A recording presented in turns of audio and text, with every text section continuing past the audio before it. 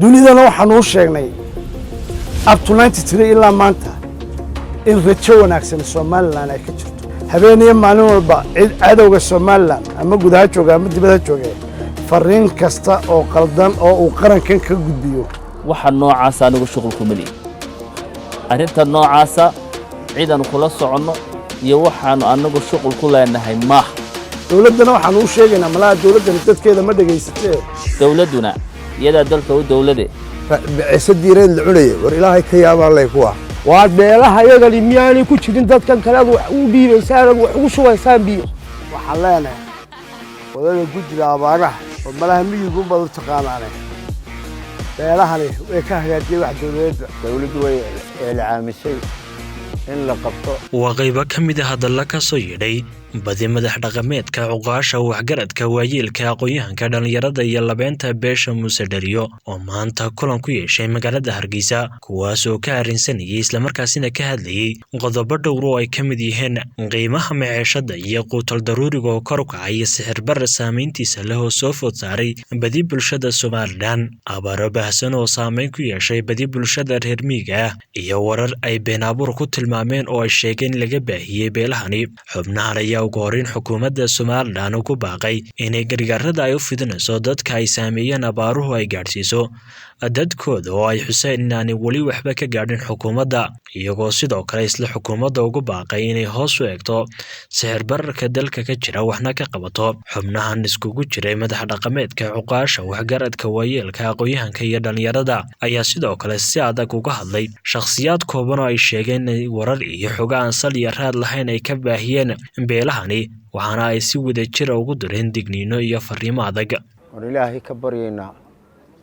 abaaraha in ilaahay inaga soo jabiyo ilaahay raxmaadkiisa shubo haddii ay abaartaas sii socoto waxa weeye dhibta inagu sii badanaysa ilaahay baa laga baryaa dawladdu way ilcaamisay in la qabto culimadu masaajid kasta iyo meel kasta in laga alla baryo guddida abaarahana waan soo dhaweynaynaa waxaan leeyahay waanu la kulmi doonaa guddida abaarahana waxaan ilaahay ka baryaa inuu ilaahay abaaraha inaga soo jabiyo waxaan leenahay wadada guddiga abaaraha oo malaha miyigu bad u taqaanaanay beelahani way ka hagaajiyay wax dawladda miyi iyo magaalaba oo baynda gaara iyagana ku eega ilaahay horta abaarahan iyo aafadan naga badbaadiyo dad iyo dunyana Allah barakeeyo beesha Sheekh Muuse waxay maanta soo timay shir ay ku ilaaminayso inay aayaheeda iyo mustaqbalkeeda kaga wada tashanayso meel kasta oo ay joogaan inta ka dibna ilaahay waxaan ka baryaynaa abaaraha baanay dalka joogay ilaahay laga jabiyo run ahaantii waxaan ku arkay halkan saddex suldaan Naasir oo ah suldaanka guud ee beesha Muuse Dhariyo iyo suldaan Abu Sufyaan iyo suldaan Saxardiid alxamdulillah ilaahba mahad iska leh isku kaagin salaadiinteeda waxaan leeyahay waxaan kaloo xagga ka salaamayaa cuqaasha beelweynta Muuse Dhariyo ilaahay xilkaad noo qaadeen eed noo haysan Allah idigu asturo Allah idin soo ururiyo waxaan leenahay jiritaankaygu sida ha u jiro ha shaqeeyo waa beelaha iyaga miyaanay ku jirin dadkan kale wax u dhiibaysaan wax ugu shubaysaan biyo ilaa iyo xadka ilaa meel kasta daadsan waa ilaahay miyay ka baqaneen nimankiina yaa waxaan talabaad u dirayaa madaxweynaha qaranka Soomaaliland golaha baarlamaanka golaha guurtida waxaan ilaahay dhiishkiidu ku hayaa dadkan eega ilaahina ka baqo xaq iska duwa artu shir saxaafadeedkaygu wuxuu ku salaysan yahay shirweyne reer Sheekh Muuse oo la qaban doono insha Allah bilaha soo socda ayuu gundugu yahay lagama goboladana say u dhan yihiin laga iman doono oo dhammaan reer Sheekh Muuse gobolada jooga ay iman doonaan maroodijeex insha Allah ayaan horta ku ilaaminaynaa horta marka hore ilaahay waxaan uga baryaynaa in abaarahan ilaahay naga dulqaado oo ummadda ilaahay u gargaaro ayaan ilaahay ka baryaynaa waxaan kalaan halkan doonayaa inaan cod uga dhigo qolada baayac mushtarka ay wax keenta ee qotal daruuriga soo dejisa ee 24 daqiiqado sicir bararka uu kicinaya biciisa diireed la cunay war ilaahay ka yaabaa lay kuwa beelahani waa beelo ballaaran gobolada dalka oo dhan degan miyi magaalaba u baahan runtii waxa weeyaan in arrimahooda hoos loo eego annagoo og guddida abaaruhu inay dadaalayaan oo ay dadaal badan muujinayaan haddana maadaamaanay gobollo gaara oo ay ku astaansan yihiin aanay jirin oo ay gobolladoo dhan degan yihiin inay si gaara hawshooda hoos ugu eegaan ayaa muhiima waayo abaarta iminka taagan iyo duruufaha jiraa miyi iyo magaalaba way sahmeeyeen dadkana waa dad runtii danyar u badan oo u baahan in hoos loo eego weeyaan marka waxaan leenahay annagoo insha allah la kulmi doona guddida abaaraha duruufaha jira iyo waayaha jirana si hoose ugu sheegi doono wixii taagan u kala dhigi doona haddana waxaan leenahay hoos arrimahaas ha loo eego insha allahu tacaala sixir bararka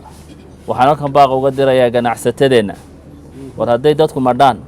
oo ay dadka badh buka iyo badh dhinta ay noqdaan oo ay ummaddu waxay cuntaba weydo maxaa laga ganacsanayaa waxa weeyaan waman axyaaha fakaannama axyaa naasa jamiican naf baa layidhi qofkan cidda sabab noqota nolosheeda waxay la macno tahay inay dadkao dhan nooleeyaan ganacsatada waxaa leenay idinkoo dadaalaya runtii oo ka qayb qaata duruufaha oo maalkiina ku bixiya haddana inaad arrimuhu markay sida noqdaan inaad hoos u dhigtaan oo wax kasta aan la qaalgarayn wax walbaa loodhan waxa weye wax walba way qaalgaroobeene iyadoo aan dunida la qabno runtii haddana naxariista inaydan ka tegin oo waxa weeye dadkiina u naxdaan ayaa runtii ganacsatadana aan u soo jeedinaya iyadoo runtii dowladdu guud ahaan dadaalaysa haddana wixii ka dhiman inay hoos u egto dowladdu oo madaxweynuhu ugu horeeya runtii inay dadaalkaa ay labanlaabaan qolooyinka mucaaradkana waxaan leeyahay war duruufahayna haysta iyo abaaraha iyo sixir bararka iyaynanu siyaasadaynin haddaanu nahay beelaha reer sheekh muuse waxaa jira waxyaabo iska soo baxbaxa oo aan social mediaha ka arkayno oo aanu ka arkayno oo runtii degaanadayada aad mooddo inay si gaara u khuseeyaan waxaan arkayay odayaasha qaarkood oo madax dhaqameeda runtii oo runtii meelaha la warwareejinayo waan arkaya keliib ah oromaan nahay oo dekedaan ku soo duulaynaa oo waxa noocaasa anigu shuqul kuma lihin arrinta noocaasa ciidaanu kula soconno iyo waxaanu anagu shuqul ku leenahay maaha waayo qofkaasi markuu hadlaya afguud buu ku hadlayay waxaan leenahay arrintaasi arrin meesha qabata maaha anagu qarankan baanu leenahay calankaa laa ilaaha ila allah maxameda rasuulullah ku qoran tahay baananu hoos fadhinaa arrimaha noocaasana wax kaftan gala iyo wax yacni ciyaar gala maaha waxa weye qarannimadu inaan wada ilaashano weeyaan waajibna ay nagu tahay intaa waxaan uga gudbayaa oo aan iyadana baraha bulshada ku arkay runtii arrimo la wadwado calamo magacyo reer ku qoran yihiin waxa weeyaan magacan gabooyo la soo celceliyo waxaan rabaa inaan bulshaweynta reer somalilan iyo soomaali maxamed baa u sheego war gabooyo isir lagala maaha magac qabiilna maaha dallad bay ahayd mar odayaal sameeyeen dalladaasi waa burburtay waana lagu kala tegey qolo walbana magaceedii bay ku socotaa horta inaa saa fahantaan baa muhiima waxaana isir iyo nasabtoona maaha waxa weye qolo walba magac bay leedahay innaga reer sheekh muusena lidhaah nimankaa waxa weye beelaha kalena magacyay leeyihin marka in aynu ka digtoonaano inaan magac aan jirin oo aan isir iyo ab meel uu dadka kaga aroora aanay jirin inaan bulshada looga soo dhuumanin waayo waxaad arkaysa iyadoo laleeyahay caalamaan u samaynay gabooyo la idhaahdo maalin gaaran u qabanaynaa waxaa noocaama social mediaha waan ku aragnay annagu waxaan nahay madax dhaqameedka reerkaas beelweynta reer sheekh muuse haddaan nahay waxaa anagu shuqul iyo shaaqaltoona kuma lihin dowladduna iyadaa dalka u dowlade dee waxaa socda hoosaa u egto oo la xisaabtanta cidda waxaa wada intaa waxaan ku darayaa oo door horan aan ka hadalnay oo aan baaqan si gaara ugu jeedinayaa baarlamaanka somalilan gaar ahaan guddida dhaqaalaha iyo xukuumaddaba miisaaniyadda aad ansixiseen ee lagu ansixiyey ummaddaa aan ka soo jeedno magaceeda war si cadaalada waa inay u baxdaa waa inay dowladdu si feer oo cadaalad ku jirto dadka inaanay koox gaara aanay jeebka u gelinin inaanay qof iyo labo aanay markaa waxa weeyaan aanay kala xidhiidhine wixii ummad ku magacaaban dee ummad baa lagala tashadaa ummad baa wax laga weydiiyaa odayaasheeda la isugu yeedhaa markaa taana waxa leh horena waan uga hadalnay arrintaana hoos ha loo eego. ujeeddada ugu weyn ee aanu isugu nimidna waxa weeyaan beelaha Muuse Dariyo oo dadka dalkan Israa'iil ka soo jeediyay baryahan way kala daadsanaayeen politically socially dhinacii siyaasadda dhinacii dhaqanka inaanu odayaasheedii iyo waxgaradkayagii shirar hoosoo baryahan noo socday inaanu dib maaragta u abaabulno oo waxyaabo badan oo khataro badan oo noo muuqday oo aanu arkayno oo siyaasadaysan oo meelo kale laga soo abaabulayo markii la ogaaday in qarankan qarannimadiisii iyo aqoonsigiisii indhaha caalamka uu ilaahay ku soo jeediyey oo dhaqdhaqaaqyo badan uu socdaan oo mudanayaashii baarlamaanka ingiriiska dee doodii ay bilaabeen iyo waddamadan reer galbeedka ee imika inoo yimid ee inay si dhaba oo realistiga ay noola shaqeeyaan u yimid oo aynu qabno inuu ilaahay dee inoo soo jeediyey aynanu u baahannahay inagoo ilaahay u baahan marka hore oo addoommadiisana dee inuu ilaahay inoo soo jeediyo u baahan innaga dhexdeennuna inaynu dee isxaqsino u baahannahay iyadana waanu bogaadinaynaayo annagu beelaha Muuse Dariyo haddaanunay gudayo dibadba habeeniyo maalin walba cadowga Somaliland ama gudaha jooga ama dibadha jooga fariin kasta oo qaldan oo uu qarankan ka gudbiyo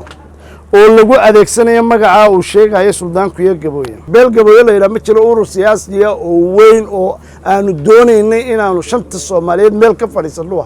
waanaanu ku kala tagnay 1993 baan ku kala dhaqaaqnay oo nidaadeednu walba dalkaagii iyo dadkaagii iskala noolow qoladan isaaq baanu anagu dee la degsiinay hadday degayin Ethiopia iyo hadday Somaliland degayin dib baanu dee dalkayga ugu soo noqonay dunidana waxaan u sheegnay up to 93 ilaa maanta in rajo wanaagsan Somaliland ay ka jirto xuquuqdayadana habeenaya maalinba dee aan u taagano walaa madaxweyne walaa xusbi mucaarid walaa golo baarlamaan walaa cid kale inaanaan daba fadhiisan ee habeenaya maalinba albaab walba aanu qaraacno dawladdana waxaan u sheegaynaa malaha dawladdani dadkeeda ma dhageysatee dawladii hore ilaa cigaal baa dee dadka dhageysan jiray madaxweynuhuna cid ma dhageysto wasiiradiisuna cid ma dhageystaan welibana dawlad wada shaqaynayso good links iyadii shacabkeedu wada leeyihiin si ay khataro badan uga gaashaantaan aanu ma arkayne laakiin waxaanu leenahay madaxweyne dhagaha u furo wax badan inaynu isweydaarsannaanu doonaynaa haddaanu beelaha Muuse Dariyanaye albaabka naga furo sida aad beelaha kale u qaabilayso wax badan baanu kugu kordhin karnaa kuuna sheegi karnaa wax badan oo cadowgu soo maleegay baynu xataa ka wada tashan karnaa iyo khataro badan oo jira oo aan anagu ogsoonnahay markaana dhageyso indhaha iyo dhagaha noo furo beelihii Somaliland kuwa ugu mudan baanu nahay isir kuwa dalkan u leh baanu nahay ciday dunidu wax weydiisana waanu nahay cid kale wax weydiisan ma jirto dunidu iskuma kaaya qaldi karto qolyo socota oo laba dalayaala iyo qoladayadan halkan isirka u leh ee ururada mucaaridka ana dee waa kaasoo waxaanu leenahay bahashu siyaasadii aanay naga gelin danta dalka iyo dadku waa baahayeen ilaahayna waa ogi xukuumaddana waxaa looga fadhiyaayay madaxweynaha danyartii miyi iyo magaalaba abaartana way saamaysay in loo feejignaado